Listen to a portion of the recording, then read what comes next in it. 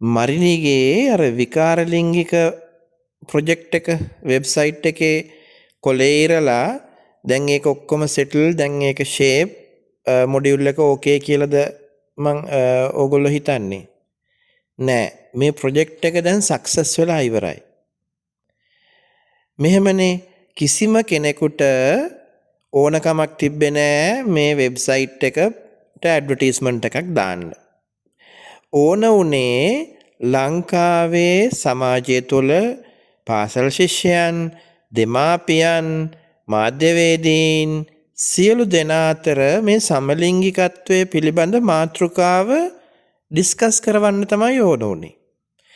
දැන් මේ වෙනකොට මෙතෙක් සමලිංගිකත්වය ගැන කතා නොකරපු දෙමාපියන් වැඩිහිටියන් ළමයි විශේෂයෙන්ම මේ කුතුහලයේ තියෙන ළමයි පාසල් ළමයි පුද්ගලිකාංශයේ ළමයි වයෝවෘද්ධ අය සියලු දෙනාම මේක පිළිබඳ කතා කරනවා.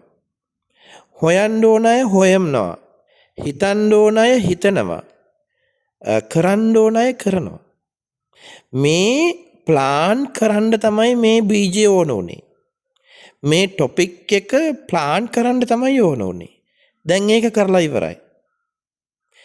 100% සක්සස් මේ ප්ලාන් කරිල්ල.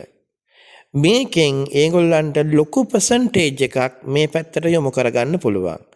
දාලා තිබ්බේ පිරිමි විකාර රූපී එකක්ද කාන්තා විකාර රූපී එකක්ද doesn't matter. ප්ලාන් කරලා ඉවරයි.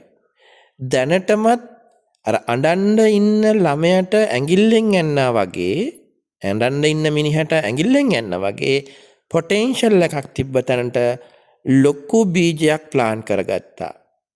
මරිනී ඕගොල්ලන්ගේ වැඩේ සක්සස්.